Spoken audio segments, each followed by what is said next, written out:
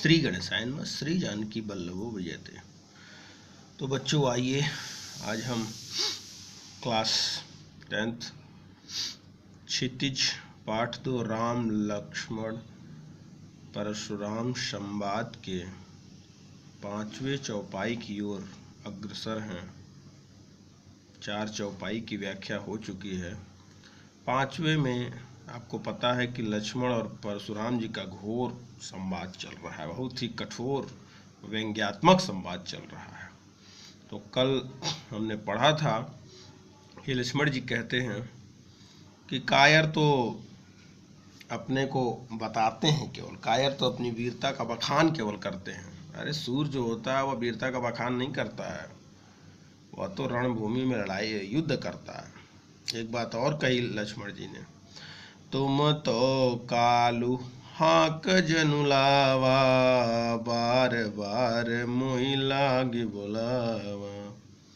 सुनत लखन के बचन कठोरा, परसु सुधारी धरहु कर घोरा। लक्ष्मण जी ने कहा, तुम तो कालू हाकु जनुलावा, तुम तो हे मुनि, मुझे तो लग रहा है कि आप काल को बुलाना चाह रहे हैं, काल को हाँक लगा रहे हैं। हाँक लगाना जैसे किसी को पुकारना, किसी को बुलाना, हाँक लगाना गांव में आपने सुना होगा। तो तुम तो काल को हाँक लगाकर जैसे लग रहा है बुला रहे हैं आप। बार बार मोहि लागी बुलावा, मुझे ऐसा ही बार बार लग रहा है, मुझे बार बार ऐसा प्रतीत हो रहा है कि आप तो काल को बार बार बुला रहे हैं, मेरे लिए बुला रहे हैं बार बार। इतना कहना ही था कि परशुराम जी तो नाराज थे ही, तो क्रोधित स्वभाव के हैं और क्रोध और उनको आ ही रहा है। अब तो उनसे रहा नहीं गया, वह छटपटा गए। कहे, सुनत लखन के बचन कठोरा। लखन के वचन, लक्ष्मण जी के वचन, कठोर वचन सुनते ही परसु सुधारी धरहु कर घोरा। परसु सुधारी, जो उनका फरसा था उनको ठीक तरह से धरे, सुधार लिया है, पकड़ लिया, एकदम हाथ में पकड़ के एकदम तैयार हो गए, एकदम तैयार। धरे हु परसु सुधार धरे हु कर घोरा, धर कर हाथ में परशु को सुधार कर एकदम कस के पकड़ कर, घोर माने कठोर इस परसे को पकड़ कर क्या कहते हैं, सुनत लखन के वचन कठोरा। लखन के वचन, लक्ष्मण जी के वचन सुनते ही वह अपने कठोर फरसे को धारण करके कस के पकड़ कर फिर क्या बोलते हैं, अब जानी दे ही दोष मोहि लोगू, कटुबादी बालक बद जोगू। अब जानी दे दोष मोहि लोगू, कटुबादी बालक बद जोगू।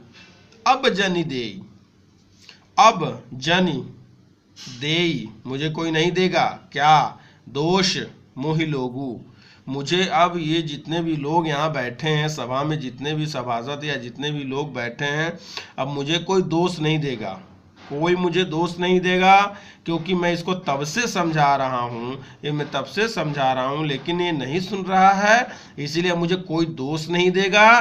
कटुबादी, ये कठोर बोलने वाला, कटुबादी कटु बोलने वाला, बालक जो है बध जोगू, बध के योग्य है। तो वही कहा, कटुबादी बालक बध जोगू, यह जो बालक है, कटुबादी बोलने वाला जो बालक है, ये बध के योग्य हो चुका है। ये अब ये बध, अब इसका बध हो जाएगा, अब मुझे कोई दोष ना दे। फिर एक बात और कह दी, बाल बिलो की बहुत मैं बाचा, अब ये उमर नियार बा साचा। बाल बिलो की बहुत मैं बाचा, अब ये उमर निहार बा साचा। बाल बिलो की, बालक समझकर, बालक देखकर, बहुत मैं बाचा, बहुत मैं बचाया, इसको बहुत प्रकार से मैंने बचाया, बालक समझकर इसको मैंने बहुत बचाया, लेकिन यह जो है अब ये सच में मरनिहार हो गया है, अब ये मरने के योग्य हो चुका है। बाल बिलो की क्षमीय अपराध, बाल बिलो की बहुत मैं बाचा, अब यही मर निहार भास साचा। बालक समझकर, बालक विलोक देखकर या समझकर बहुत मैं इसको बहुत बचाया, बहुत छोड़ दिया, चलो बालक है मैं छोड़ रहा हूं, लेकिन यह कटुवादी पे कटुवादी बोलता ही जा रहा है। तो अब ये मरनिहार, मरने के योग्य, मरनिहार मरने के योग्य, अब यह मरने के योग्य, सच में साचा माने सही रूप में अब यह मरने के योग्य हो चुका है, मरने के योग्य हो चुका है। अब जब लगा कि अब बात बिगड़ जाएगी, तब कौशिक कहा, देखिए अभी तक जबकि इन्होंने परशुराम जी ने कौशिक से ही कहा था, कौशिक माने विश्वामित्र जी से ही कहा था कि अपने ये जो बालक है मंद है इसको समझा लो, नहीं तो ये काल के गाल में चला जाएगा। लेकिन उस समय कौशिक नहीं बोले, उस समय विश्वामित्र जी नहीं बोले, लेकिन अब देखिए परिस्थितियां बिगड़ रही हैं तब इन बोलते हैं। देखिए स्पष्ट लिखा है, कौशिक कहा क्षमीय अपराधु अबाल दोष गुण गनैन साधु। कौशिक कहा क्षमीय अपराधु बाल दोष गुण गनैन साधु। कौशिक विश्वामित्र जी कहते हैं क्षमी अपराधु, हे महात्मन, हे मुनिदेव, आप इस बच्चे के अपराध को क्षमा कर दें, इस बच्चे को अपराध के क्षमा कर दीजिए। क्यों? क्योंकि बाल दोष गुण गनैन साधु, बालक के दोषों को अब साधु लोग नहीं गिनते हैं, बालक के गुण दोषों को, बालक तो छोटा बच्चा होता है, उसके कोई गुण दोषों को, उसका कोई गुण हो दोष को जो गण ही गिनते नहीं न साधु। जो सज्जन पुरुष हैं वह बालकों के गुण दोषों को नहीं समझते हैं, उस पर क्रोध नहीं करते हैं, इसलिए आप इसके दोषों को क्षमा कर दीजिए हे महामुनि। अब देखिए यहाँ तक एक लाइन कही आपने विश्वामित्र जी ने, लेकिन क्या कहते हैं परशुराम जी, खर कुठार मैं अकुरन को ही आगे अपराधी गुरुद्रोही। खर कुठार और मैं अकुरन को ही आगे अपराधी गुरुद्रोही। खर कुठार मतलब ये खर कुठार, कुठार जो है खर मतलब बहुत ही मतलब पैनी धार वाला, जो ये कुटिल कुठार है, और मैं अकुरन, अकरुण मतलब मेरे में करुणा रहित हूँ, मैं करुणा नहीं है मेरे में, ममता नहीं है मेरे में, और कोही क्रोधी। अपनी व्याख्या अपनी बात बता रहे हैं।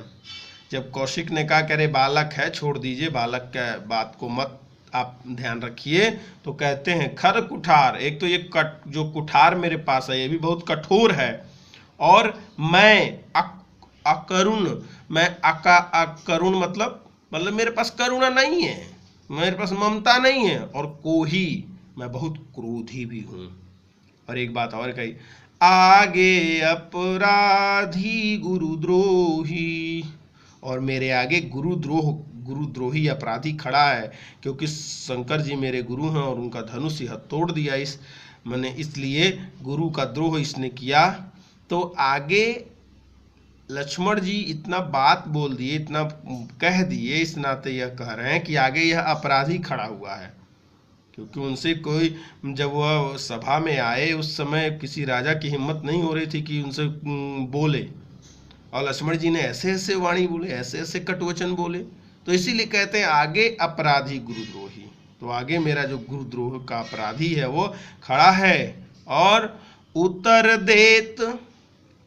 दे रहा है, मैं जो कुछ प्रश्न पूछ रहा हूँ बार बार उत्तर पे उत्तर दे रहा है, और ऐसे ऐसे कटु उत्तर दे रहा है। उत्तर देत छोड़ो बिनु मारे, अकेवल कौशिक सील तुम्हारे। उत्तर देत छोड़ो बिनु मारे, केवल कौशिक सील तुम्हारे। उत्तर देत, ये बार बार उत्तर दे रहा है, लेकिन छोड़ो बिनु मारे, मैं छोड़ रहा हूँ, आपने कह दिया कि बालक की बातों पर ध्यान नहीं देना चाहिए, तो वैसे तो मैं क्रोधी हूँ, मेरे पास दया नाम की चीज़ नहीं है, मैं करुणा करने वाला नहीं हूँ, लेकिन फिर भी इतना उत्तर ये दिया मुझको, फिर भी हे कौशिक मैं छोड़ रहा हूँ। क्यों? उत्तर देत छोड़ो बिनु मारे, और केवल कौशिक सील तुम्हारे, तुम्हारे स्वभाव के कारण, तुम्हारे सील के कारण यह तुम्हारे साथ आए हुए हैं, और तुमने कहा कि अरे बालक को छोड़ दीजिए, बस तुम्हारे नाते हे कौशिक, केवल कौशिक सील तुम्हारे, मैं केवल कौशिक तुम्हारे सील के नाते, तुम्हारे गुण के नाते, तुम्हारे स्वभाव के नाते मैं इसे छोड़ रहा हूँ। और नहीं तो अन्नत यही काटी कुठार कठोरे, अगुरी उरिन होते श्रम थोरे। अन्नत नहीं तो यही काटी कुठार कठोरे, और नहीं तो इसी कुठार से, इसी जो कठोर कुठार से मैं काट के, इसको लिखा ना, काटी कुठार कठोरे, इस कठोर कुठार से मैं इसका गला काट देता, और गुरही उरिन होते श्रम थोरे। 5 प्रकार के ऋण बताए गए हैं अपने धर्म में, उसमें एक गुरु का भी ऋण होता है। तो यही इन्होंने कहा कि नत यही काटी कुठार कठोरे, गुरही उरिन होते श्रम थोरे। नहीं तो आपके नाते मैं इसको छोड़ रहा हूँ विश्वामित्र जी, नहीं तो ये कौशिक जो है, ये विश्वामित्र का ही संबोधन है, विश्वामित्र को ही कहा जा रहा है। नहीं तो मैं इस कुठार से, कठोर कुठार से इसका गला तुरंत काट देता, और मैं थोड़े ही, अल्प ही, अधिक, मुझे अधिक श्रम नहीं करना पड़ता। देखा ना कि गुरही उऋण होते श्रम थोरे, गुरु के में ऋण से उऋण हो जाता, थोड़े से श्रम में, बहुत अधिक मुझे श्रम नहीं करना पड़ता, थोड़े से श्रम में। अब देखिए ये लक्ष्मण जी को क्या कह रहे हैं कि मुझे 1 मिनट नहीं लगेगा, मैं अभी इनका गला काट दूंगा। अब बताइए, राम लक्ष्मण सब भगवान के अवतार हैं, विष्णु के अवतार हैं, तो लेकिन अब लक्ष्मण, इनको यह इनका घमंड बोल रहा है, इनका अभिमान बोल रहा है। क्यों अभिमान हो गया है? इसी अभिमान को चूर करने के लिए ये हो रहा है। पर अभी देखिए अभिमान क्यों हुआ है। अब देखिए गाधिसून कहेंगे, अब यहाँ पर एक संबोधन आया गाधिसून, ये भी विश्वामित्र का ही संबोधन है। गाधी ये हमारे महात्मा गांधी नहीं है, ये गाधी है।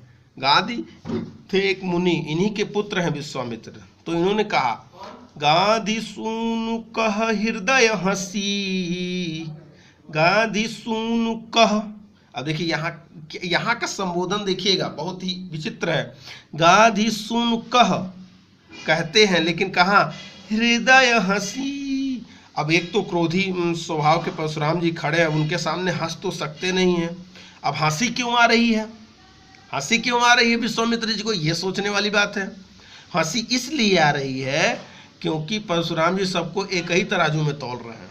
ठीक है, आपने क्षत्रियों का वध किया, लेकिन हम राम लक्ष्मण को भी, जब परशुराम जी ने कहा कि मैं थोड़े ही समय में, एक ही अल्प में इनका गला काट के किनारे कर देता, तब विश्वामित्र जी को हंसी आ गई कि अरे राम और लक्ष्मण विष्णु भगवान के अवतार हैं, ये साक्षात धरती पर प्रकट हुए हैं धरती का भार हरण करने के लिए। और परशुराम जी को सब, तो वही इन्होंने कहा गाधी सुनु कह हृदय हंसी, मुनि हरियरे सूझ, अयमय खाड़ न ऊख मैं, अजहु न बूझ अबूझ। गाधी सुन कह हृदय हंसी। अब गाधी सुन कह रहे हैं, लेकिन वो किसी को सुनाई नहीं दे रहा है। क्यों? हृदय हंसी। पहले वो हृदय में हंसते हैं, मतलब मन ही मन मुस्कुराते हैं, क्योंकि अब परशुराम जी क्रोधी स्वभाव के खड़े हैं, अब उनके सामने कैसे हंसें, इसीलिए देखिए मन में हंस रहे हैं। गाधी सुनु कह हृदय हंसी, हृदय में हंसे और क्या कहे, मुनि हरियरे सूझ। एक मुहावरा है कि सावन के अंधे को हरा ही हरा सूझता है, उसी की यहाँ पर चर्चा की गई है। मुनि हरिहरेषु, मतलब उनको एक जैसा दिख रहा है, सब हरिहरे सब एक ही जैसे दिख रहे हैं। क्यों? क्योंकि उन्होंने क्षत्रियों का 21 बार पृथ्वी को क्षत्रियों से विहीन कर दिया, तो उन्हें लगता है कि बस अब तो सब क्षत्रियों को हम मार डालेंगे, जिसको चाहे उसको हम मार सकते हैं। तो वह उन क्षत्रियों में और राम लक्ष्मण में अंतर नहीं कर पा रहे हैं, ये नहीं समझ पा रहे हैं, और इसीलिए कह रही हैं वो जो विश्वामित्र जी है, वो विश्वामित्र जी कह रहे हैं कि ये मुनि को तो सब हरिहरे सूझ रहा है, सब एक ही जैसे लग रहा है कि बस एक ही जैसे क्षत्रिय सबको अपना परसा दिखाया करेंगे। लेकिन क्या है राम और लक्ष्मण, क्या हैं? आया माया खाड़े न ऊख मऊ, अजहु न बूझ अबूझ। आया माया, आय का अर्थ होता है लोहा, मैं मने बना हुआ। आय मतलब लोहा, मैं मने बना हुआ। आय मैं मने लोहे से बना हुआ खांड। खांड मने आप कह सकते हैं तलवार, या मतलब तलवार ही, कोई अस्त्र शस्त्र कह सकते हैं। आय माय खाड़ नऊख मऊ, या तो लोहे से बना हुआ कराल, तलवार, कठोर अस्त्र शस्त्र हैं, ना कि ऊखमय। अरे ऊख से बने हुए गुड़ की भेली नहीं है, या ऊख नहीं है जो इसको जैसे ही हम लोगों का रस चूस के और उसके बाद उसको जो बचता है उसको हम लोग बहा देते हैं।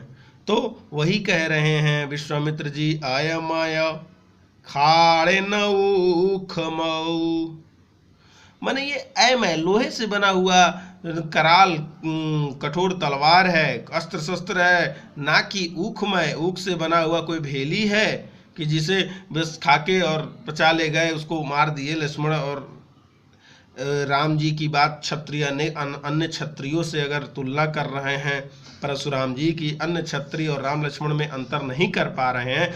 अजहु न बूझ अबूझ, अभी भी यह बूझ नहीं पा रहे हैं, या बूझ बने हुए हैं, यह बूझ नहीं पा रहे हैं, समझ नहीं पा रहे हैं, अनजान बने हुए हैं। ये राम लक्ष्मण को भी उसी तरीके से समझ रहे हैं जिस प्रकार से अनेक क्षत्रियों को इन्होंने मारा है। तो आज के लिए इतना ही।